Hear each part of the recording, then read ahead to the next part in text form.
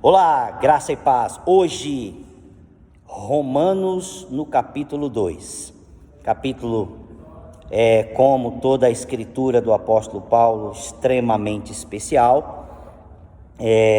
Mas eu quero destacar apenas o versículo 4, onde o apóstolo Paulo diz assim, quando ele discorre para os judeus, a relação de Deus com a lei, com os judeus e os gentios que não têm a lei como os judeus têm, mas vivem em suas vidas certas práticas no dia a dia que acabam se tornando a própria lei no coração e na vida deles. E aí Paulo vai argumentar no capítulo 2, no decorrer de sua argumentação, que tanto o judeu como o circuncidado não é apenas aquele que é natural, que nasceu judeu ou que simplesmente escuta a lei, mas aquele que pratica a lei. Portanto, os gentios, os gregos, aqueles que não são judeus e que não têm a própria lei,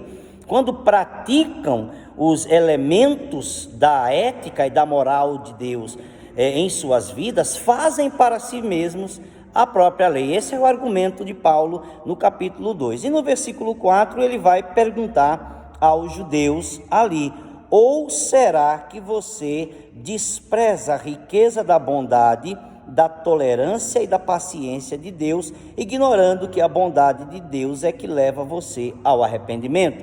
Isso é interessante porque a bondade de Deus é que nos leva ao arrependimento não significa que nós estamos de uma maneira passiva sem realizarmos nada. O entendimento do texto deve levar em consideração outras passagens bíblicas. Por exemplo, quando Jesus Cristo nos prometeu o Espírito Santo, e quando Jesus diz: o Espírito Santo é quem convence o mundo, e não apenas os cristãos ou os judeus, mas o Espírito Santo convence o mundo do pecado, da justiça e do juízo. Ora, o Espírito Santo também tem como papel, a sua presença no mundo é de converter, de convencer as pessoas sobre a obra de Deus, a salvação, a vida eterna, o perdão de pecados, o arrependimento, etc. e tal. Neste sentido, aqui está em perfeita consonância com o que Paulo está dizendo. Esta é a bondade de Deus.